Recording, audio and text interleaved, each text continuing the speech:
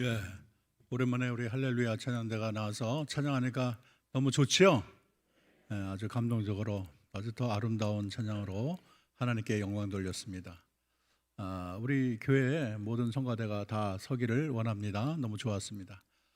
우리 잘 나오셨습니다. 옆 사람 인사합시다. 반갑습니다. 오늘 잘 나오셨습니다. 예, 예.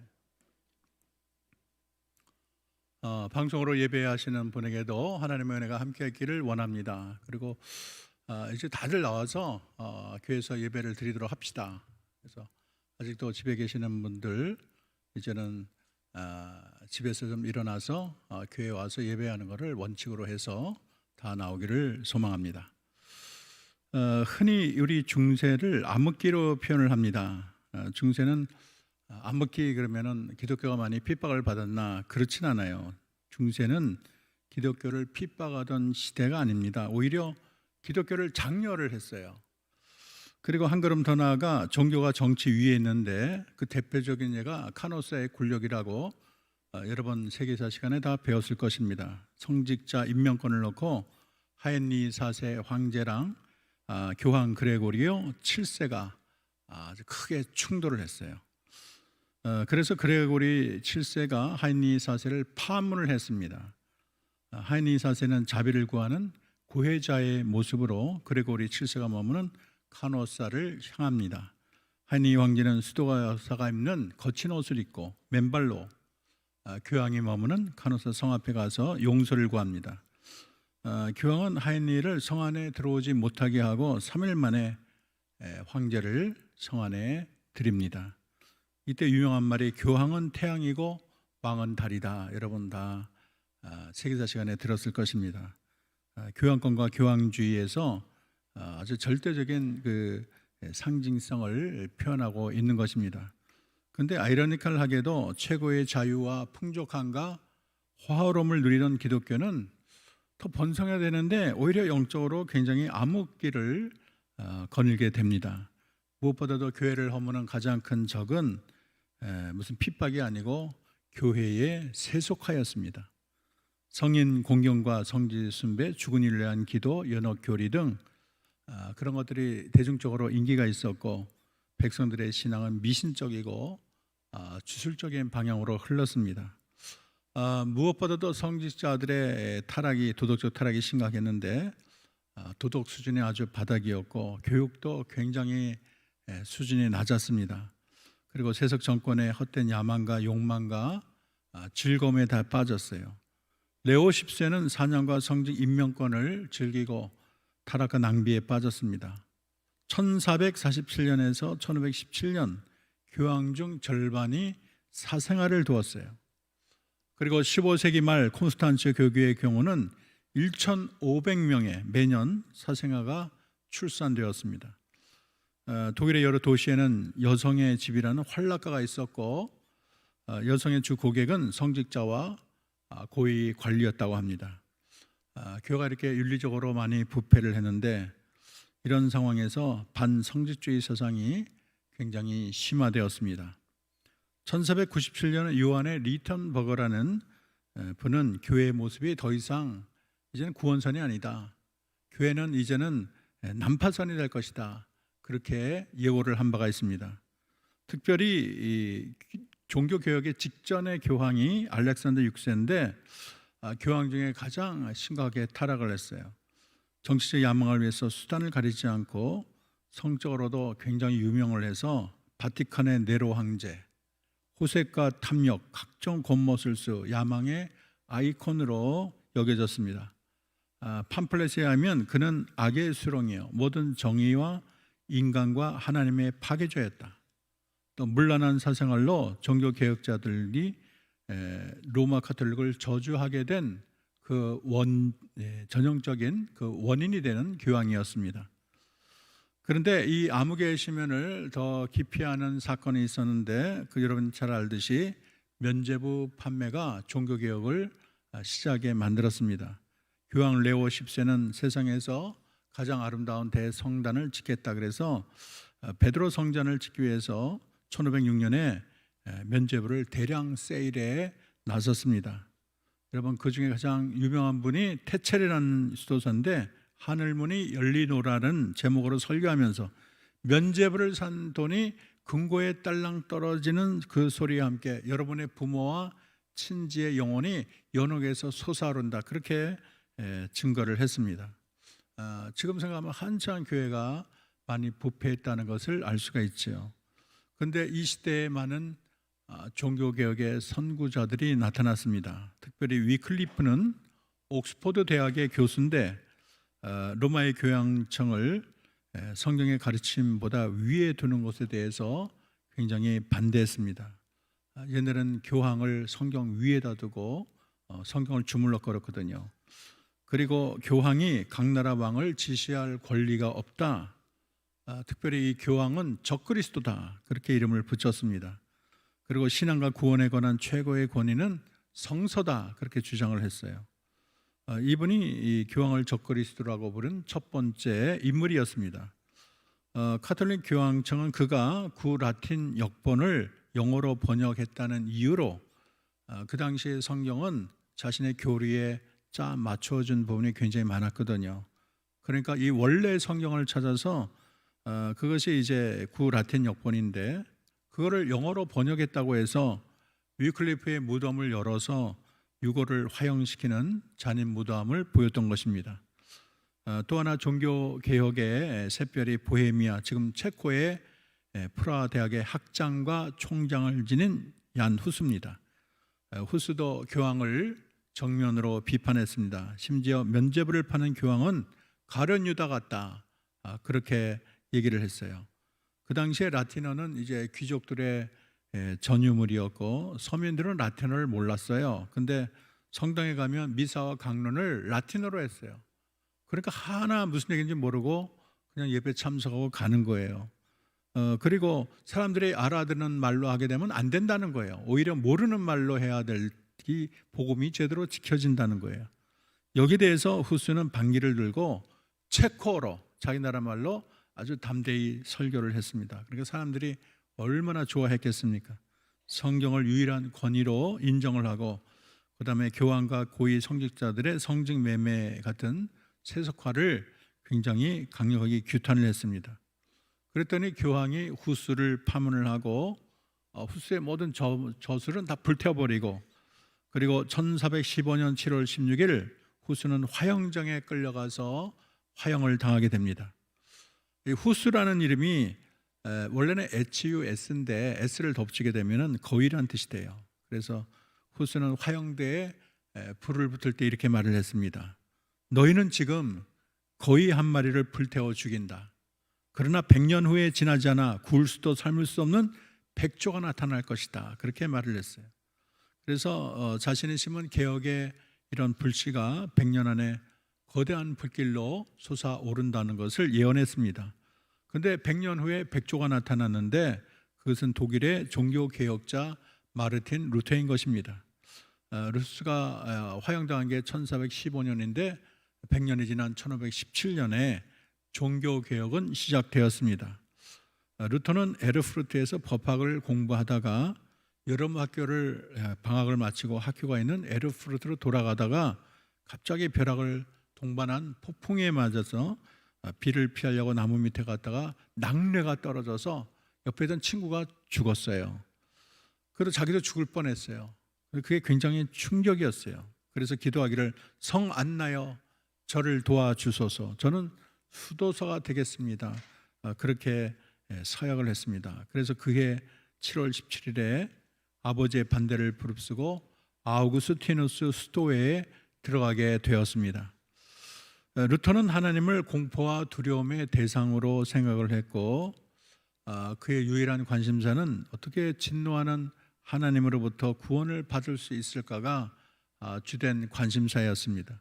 사실 수도원에서 무슨 죄를 짓겠어요? 그러나 수도원에서 미움, 원망, 낙심, 마음에 있는 조그만 그 어두움조차도 다 자기의 흠과 티까지 다 고민이 돼서 신부를 찾아가 구의 성사를 했습니다. 아침에도 가고 점심에도 가고 저녁에도 가고 하루에 어떨 때는 20번이나 갔다 오면 또 생각이 나고 갔다 오면 자기 죄가 보이니까 계속 신부 찾아가서 계속 자기 고해성사를 하는 거예요. 그래서 루터의 정신적 아버지라고 하는 스타비추 신부는 너무 지쳐서 야 루터야 죄를 좀 모았다가 가져오너라 그렇게 말할 정도예요. 그만큼 루터가 영적인 민감성이 아주 강했고 죄를 괴로워했고 견딜 수가 없었습니다.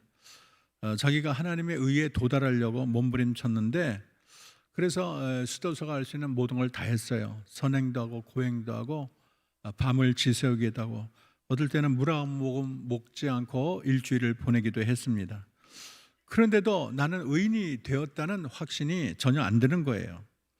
그런데 어느 날 루터가 하나님의 의라는 것이 내가 무슨 발버둥 쳐고 내가 무슨 수련을 겪고 내가 무슨 금욕을 통해서 도달하는 것이 아니고 하나님의 의라는 것이 믿음으로 주어진다 그런 확신을 갖게 됐어요.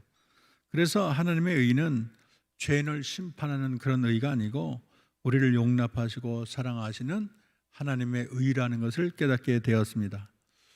옛날에는 로마서 1장 17절이 가장 미웠는데 그 말씀이 천국의 문으로 이제는 나타나게 되었습니다. 이때 간격을 라틴어 저작 서문에 이렇게 표현을 합니다. 나는 바울의 그 말씀에 끈덕지게 매달렸고 아주 열렬히 바울이 말하고자 하는 바를 알고자 했다. 마침내 하나님의 자비로 밤낮으로 묵상하는 가운데 그 단어들의 문맥에 주의를 기울였다. 하나님의 의가 나타나서 기록된 바 오직 의는 믿음으로 말미암아 살리라는 것 같으니라. 거기서 나는 하나님의 의는 믿음으로 살아가는 의라는 것을 이해했고 내 행위가 아닌 그리스도의 선물로 거저 주는 것임을 발견했다. 그 순간 나는 완전히 새로 거듭나서 열린 문들을 통하여 낙원으로 들어갔다는 것을 느꼈다. 그 후로부터 하나님의 의는 낙원으로 인도하는 가장 달콤한 단어로 찬양할 수 있었다. 그래서 이 루터가 복음을 재발견했어요. 그래서 이전에는 너무 눈물 나고 참 힘든 세상이었는데 이제는 기쁨이 충만한 세상이 되었습니다. 푸른 창공을 날아오르는 종다슬처럼 루터가 기뻐서 어쩔 줄을 몰랐어요. 이 복음을 재발견한 루터의 눈에는 카톨릭의 잘못이 이제는 적나라하게 드러나게 된 것입니다. 루터는 면죄부에 반대를 하고 구원이라는 것이 인간이 쌓은 공로라든지 나의 선행이라든지 교회에 있는 무슨 공로가 아니라는 거예요. 구원은 오직 믿음과 하나님의 은혜로 주어진다는 것을 주장하게 되었습니다. 1517년에 마틴 루터는 면죄부를 비롯해서 파행의 길을 걷고 있는 캐톨릭에 대해서 자기가 근무하는 비텐베르크 교회 정문에 95개조 반박문을 붙여서 캐톨릭의 이 죄악상을 만천하에 폭로를 해서 종교개혁의 기폭제를 올리게 된 것입니다. 95개조를 우리가 다 읽을 수는 없고 몇 개만 대표적으로 보면은 21항에 교황의 면죄부를 샀다고 해서 사람이 모든 징벌에서 해방받고 행복해지는 것은 아니다 그렇게 말을 했어요. 또 22항에 보면 이 교황은 연옥에 있는 영에 대해서 단 하나의 징벌도 사할 수 없다 그렇게 말을 했어요. 그리고 36항에는 면죄부 없이도 자기의 죄에 대하여 참된 회개를 하면 형벌과 죄책에 대해서 완전히 면제받는다. 얼마나 지금은 당연한데 그때는 이게 센세이션한 발표가 되었습니다. 그리고 면죄부는 비성서적인 것이라고 말을 했고 면죄부를 샀다고 구원을 얻다고 믿는 자는 영원히 저주를 받을 것이다. 그렇게 아주 강렬하게 말을 하기도 했습니다. 루터가 이 독일의 비텐베르크 성당에 붙여놓은 95개조는 종이에 지나지 않았지만은 여파는 굉장히 충격적이었고 이때 참 큰 도움이 된 게 구텐베르크의 인쇄술이 발견이 되어서 그 소식이 유럽 전역에 다 인쇄돼서 퍼지게 되었습니다. 엄청난 파장이었고 교황 레오 10세는 깜짝 놀라서 1520년 7월 15일 루터에게 파문장을 보냈는데 루터는 그 파문장을 태워버리고 말았습니다. 그리고 1521년에 4월에 보름수에서 루터는 신문을 받기 위해서 신성 로마 제국의 의회가 열렸어요. 친구들이 막 만류를 하는 거예요. 후수도 죽었잖아요. 가면 죽는다고, 화형당한다고, 가지 말라고 이단으로 여겨져서 목숨을 부지하지 못할 것이다. 루터를 아끼는 사람이 다 말렸어요. 이때 루터가 말을 합니다. 만약 보름수의 지붕의 기와장들만큼이나 마귀들이 자리를 잡고 있다 해도 나는 그곳에 가겠다. 아주 결사항전의 자세를 취했습니다. 그래서 1521년 4월 17일에 루터가 황제와 제국의 최고 의회 앞에 섰어요. 얼마나 떨리겠습니까? 트리에리의 주교의 고문관인 에크라는 사람이 루터의 저서를 보여주었습니다. 그리고 두 가지 질문을 하는데, 그대 이름으로 출판된 이 책들을 그대의 것으로 인정하는가? 이 책들에 쓴 내용을 철회할 준비가 되어 있는가? 그렇게 질문을 했어요. 루터는 자기가 쓴 책 맞다고 그렇게 얘기를 하고, 그러고 나서 내 양심은 하나님의 말씀에 사로잡혀 있습니다. 나는 아무것도 철회할 수 없고 그럴 생각이 없습니다. 그 다음 날 그 자리에 가서 지금 말하고 있는 거예요. 왜냐하면 양심에 반해서 행동하는 것은 안전하지도 못할 뿐만 아니라 현명한 일도 아니기 때문입니다. 하나님이여, 이 몸을 도우소서. 여기 내가 서 있습니다. 나는 달리할 수 없습니다. 그렇게 대답을 했습니다. 이렇게 완강한 태도를 보였는데 보름스 의회가 어떤 처단도 내릴 수가 없었습니다. 퇴장할 때 독일인들이 둘러싸고 군중들의 위로를 받고 숙소로 갔는데, 얼마 후에 체포령이 내렸는데 그때는 루터가 이미 다 피신을 했어요. 국민적 영웅인 그를 잡아 죽일 수가 없었습니다. 그리고 귀가 길에 떠난 8일 만인 4월 26일에 루터를 특별히 아끼고 지켜준 자가 있었는데, 황제 물망에 올랐던 프리드리히 선제후였습니다. 그래서 교황도 그 사람에 대해서는 함부로 대할 수가 없었어요. 비밀리에 자기 병력을 보내가지고 루터를 잡아다가 바르트부르크 성에 숨겨두었어요. 여러분, 저 산 언덕에 있는 멋진 성이 바르트부르크 성입니다. 그리고 그 지하에 숨어들어서 신학 성경을 번역을 했는데, 여러분 지금 화면으로 보고 계시지요? 루터가 독일어 성경이 또 구텐베르크의 인쇄술에 힘입어서 보급이 됐고, 종교개혁이 가속화되고, 이제는 성직자의 해석을 거치지 않아도 직접 성경을 그 나라 말로 읽을 수가 있게 됐습니다. 그래서 루터가 시작한 종교개혁은 불과 같이 유럽 전역에 퍼졌고요. 또 많은 개혁가가 일어났는데, 우리가 잘 알고 있는 스위스의 쯔빙글이라든지 또 제네바의 종교개혁인 존 깔뱅, 여러분 잘 알고 있죠? 스코틀랜드의 존 낙스, 이런 분들이 다 연합해서 종교개혁의 불은 활활 타올랐습니다. 루터와 깔뱅을 비롯한 종교개혁가들의 어떤 금자탑이라고 할 수 있는 종교개혁의 5대 기본 원리에 대해서 간단히 말하겠습니다. 첫째는 솔라 스크립트라인데 오직 성경으로, 두 번째는 솔라 그라티아인데 오직 은혜로, 다 솔라가 들어가죠. 세 번째는 솔라 피데, 오직 믿음으로, 솔루스 크리스투스, 오직 그리스도로, 또 솔리데오 글로리아, 오직 하나님께 영광. 이 5가지 기치를 가지고 종교개혁이란 기차가 이제 앞으로 나가게 됐습니다. 여러분, 첫째는 오직 성경으로, 솔라 스크립투라예요. 로마 카톨릭에서는 교회의 권위와 성경의 권위를 동등히 둘 뿐 아니라 사실은 교회가 성경을 정경으로 택했다는 거예요. 위경이 있고 성경이 있잖아요. 교회가 심의를 해서 성경을 정했기 때문에 너희는 내 딸이라는 거예요. 교회가 더 위에 있다고 생각을 했고, 교회가 성경 자체를 좌지우지할 그런 권한이 있다고 생각을 했습니다. 근데 종교개혁자는 반대로 말을 했어요. 왜냐하면 말씀이 교회의 딸이 아니라는 거예요. 오히려 거꾸로 교회는 말씀 위에서 나왔다는 거예요. 에베소서 2장 20절을 들어서 교회가 말씀의 터 위에 생겨난 것이라고 말을 하며, 오직 성경, 하나님의 감동으로 된 성경이 최고의 권위라고 주장을 하게 된 것입니다. 두 번째는 솔라 그라티아인데 오직 은혜로, 따라합시다. 오직 은혜로. 오직 은혜로. 로마 카톨릭은 우리의 구원은 하나님의 은혜만이 아니에요. 우리 의지의 협력으로 일어난다는 거예요. 그러나 루터나 깔뱅은 믿음은 우리의 의지와 결단을 넘어서서 하나님이 택한 자에게 주시는 은혜의 선물이라는 거예요. 은혜가 첫 번째고 은혜가 결정적이라는 것입니다. 우리가 스스로 믿어 구원에 얻는 것이 아니고 사실 깊이 보면 성령께서 우리의 마음을 열어주셨다는 거예요.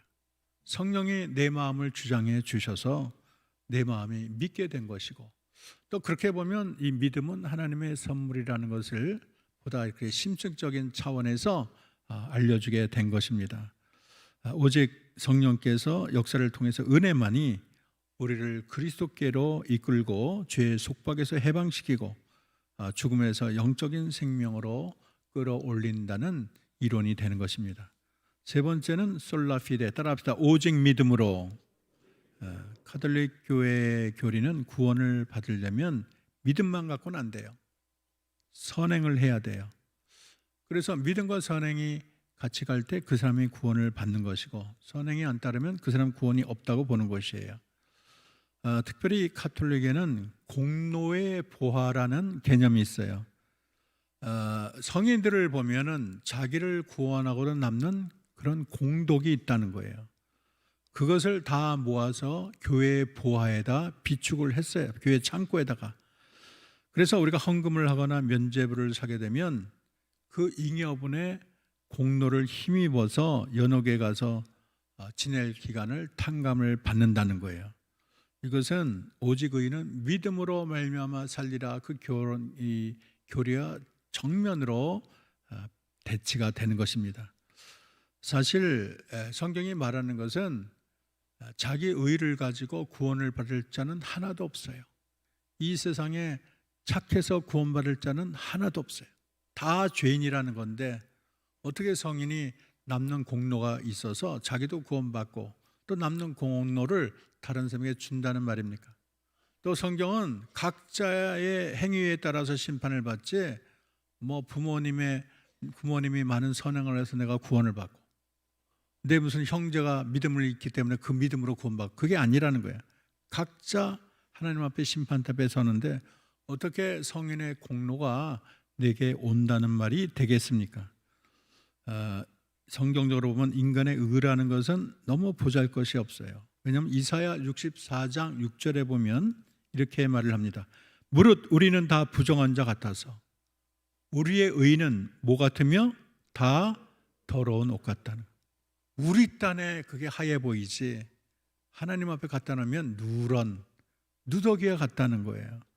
천사들도 하나님 앞에서 의롭다고 주장하지 못하는데 어떻게 흙 속에 사는 인간이 의롭다고 할 수 있겠는가? 또 하나님은 인간의 생각까지 다 보시는 하나님이고, 생각으로 미워하고, 생각으로 미워하는 건 살인이다, 음욕을 부르면 간음이다, 그렇게 말했는데 누가 하나님 앞에 의롭다고 주장할 자가 있겠느냐, 그런 얘기예요. 그리고 자기 딴에는 의롭게 살았다고 하지만 사실은 잘 몰라 사는 얘기예요. 믿지 않는 게 죄예요. 하나님을 믿지 않고 받아들이지 않는 게 죄인데, 하나님을 제쳐놓고 자기가 의롭다고 하는 것 자체가 우습기 짝이 없는 것입니다. 그래서 하나님의 의를 도달하는 데는 믿음 하나로 충분한 것이지, 거기에 뭘 보태어가지고 내게 무슨 선행을 많이 보태서 구원받는 게 아니에요. 여러분, 십자가상의 우편 강도가 무슨 선한 일 때문에 구원을 받았습니까? 그는 죄가 많아서 사형을 받기 직전인데 예수를 믿고 오늘 내가 나와 함께 낙원에 있으리라, 그렇게 말하지 않았습니까? 우리의 구원은 주님이 다 하셨고 주님 한 분만으로 족하다는 게 오직 믿음으로예요. 그리고 네 번째는 따라합시다. 솔루스 크리스토니까 오직 예수 그리스도로. 로마 카톨릭의 구원의 교리는 예수 그리스도 말고도 중보적인 능력을 가진 성인들이 많아요. 그래서 무슨 성인의 날이 그렇게 많은지 모르겠어요. 그리고 그 정점에는 마리아가 있어요. 우리가 얘기할 때는 그래요. 마리아를 그렇게 믿느냐, 성경에 그런 거 없는데, 그러면은 천주교에서 얘기하기를 그래도 마리아가 엄마니까 말하면 또 아들에게 말해주겠지, 이렇게 좀 부드럽게 얘기하는데 그 이론의 깊이 들어가면 달라요. 그런 게 아니에요. 왜냐하면 로마 천주교의 마리아로는 마리아를 예수 그리스도와 함께 인류의 공동 대속자로 여기고 있습니다. 그리고 기도와 찬양의 대상으로 그들은 섬기고 있어요. 20세기 교황 베네딕토 15세는 이렇게 말을 했습니다. 우리는 그리스도와 함께 그녀 자신이라는 건 마리아죠. 인류를 대속하였다고 정당히 말할 수 있다. 그렇게 말을 했어요. 그 예수님만 대속한 게 아니고 마리아도 대속을 했다는 거예요. 그래서 로마의 이 천주교의 마리아론을 다시 확인해 주었습니다. 그러나 종교개혁자들의 오직 예수 그리스도라는 구원과는 로마 천주교의 마리아론이라든지 성자 숭상의 관행을 완전히 거부하는 것입니다. 마지막으로는 솔리 데오 글로리아인데 따라합시다. 오직 하나님께 영광. 오직 하나님께 영광. 이 다섯 가지 모든 솔라는 솔리 데오 글로리아는 그런 마지막이자 궁극적인 솔라로 결국은 통일됩니다. 왜냐하면 구원의 계획을 세우신 이는 하나님이시고 또 예수 그리스도의 삶과 죽음을 통해서 그것이 성취되고 또 궁극적으로 우리가 돌아가는 것은 하나님께 영광이에요. 우리가 구원을 받으면 우리의 행위가 아니고 다 하나님의 은혜이기 때문에 하나님께 찬양을 돌리지 않을 수가 없는 것입니다. 중세 당시의 로마교는 물론 그들도 하나님의 영광에 대해서 말하지만 영광의 실체와 진위에 대해서는 잘 알지 못하고 오히려 영광을 도적질했습니다. 칼빈은 사도 레토라는 사람에게 쓴 편지에서 당시 교회적 상황을 이렇게 설명을 합니다. 하나님의 진리의 빛이 꺼지고 하나님의 말씀이 매장을 당하고 그리스도의 선하심이 깊은 망각 속에 방치되므로 하나님의 영광이 교회에서 제거되어졌다. 그렇게 편지를 썼어요. 그래서 하나님의 영광을 자신의 주요한 목적으로 표명하는 자는 100명 중에 하나 있을까 말까다. 하나님의 영광을 목적으로 삼는 자가 없다는 거예요. 그게 그 당시의 현실이라고 아주 날카롭게 말을 하고 있습니다. 근데 칼빈은 우리가 선택을 받은 것도 우리가 존재하는 목적도 하나님의 영광이라는 거예요. 그리고 웨스트민스터 소요리 문답 제 첫 번째 항에는 사람의 제일 되는 목적이 무엇이뇨? 그렇게 질문을 하고 그 대답으로 하나님을 영원하게 하는 것과 그를 영원토록 즐거워하는 것이다. 그렇게 설명을 하고 있습니다. 그리고 이 문구를 서구 사회에 정착시킨 두 명의 음악가가 있는데 여러분이 잘 아는 바흐와 핸델입니다. 이 사람은 작품을 쓰게 되면 맨 뒤에다가 오직 하나님께 영광이 솔리 데오 글로리아인데 그 첫 글자를 따서 SDG라는 약자를 적었습니다. 여러분 화면으로 볼 수가 있죠. 그래서 그 자기네 쓴 그런 작품마다 SDG가 계속 나오게 되는 거예요. 이처럼 종교 개혁자들은 오직 5가지의 오직 교리를 외치면서 선한 싸움을 싸우고 참된 믿음을 널리 선포했습니다. 그 안에 교회를 바로 세우는 기독교의 진리와 복음의 정수가 담겨 있었고 500년이 지났지만은 오늘날에도 이 진리는 참으로 영원한 진리가 되고 성도의 신앙과 삶의 중요한 기준이 되고 있습니다. 왜냐하면 이것이 기독교의 본질적인 원리에 해당하기 때문인 것입니다. 저는 이 종교개혁의 큰 특징을 하나로 좀 얘기하라면 행위 구원이라는 투박한 아치로부터 은혜 구원이라는 아름다운 아치로 이동한 것을 말하고 있다고 저는 그렇게 생각할 수가 있겠어요. 종교개혁은 철저히 행위 구원이나 인간의 공로 사상을 배격을 합니다. 하나님의 의가 인간의 노력으로 되는 게 아니에요. 우리가 뭐 땀 흘려 선행을 하거나 고행을 해서 의에 도달하는 게 아니에요. 우리 하나님은 의를 위해서 우리가 무슨 대가를 치르기를 원하지 않아요. 대가는 주님이 다 치렀고 우리는 믿기만 하면 되는 거예요. 그리고 만일 행위로 구원을 얻는다면 어떤 일이 벌어질까요? 행위로 구원을 받으면 기준이 있어야 되는데 기준이 어느 정도 의로워야지 도대체 천국을 간다는 말입니까? 그 기준이 무엇일까요? 율법인가요? 여러분 좋아요. 그 율법을 다 지켜야 되는데 율법을 다 지킬 자가 세상에 누가 있겠어요? 여러분 이 세상에 율법을 다 지킬 자는 한 명도 없습니다. 그래서 로마서 3장 10절은 의인은 없나니 뭐라 그랬어요?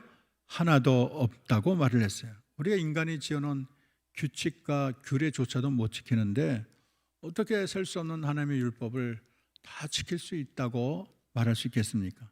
알고 보면 우리에게 죄의 뿌리가 깊고 칡뿌리처럼 다 엉켜져 있어요.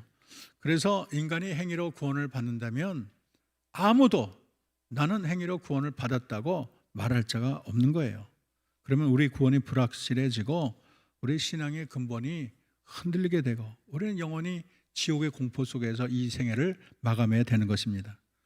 그리고 인간이 행위로 구원을 얻는다면 예수님이 이 땅에 와서 십자가를 질 이유가 없어요. 예수님의 죽음은 헛된 죽음이고 예수님의 십자가는 헛된 십자가가 되는 것입니다.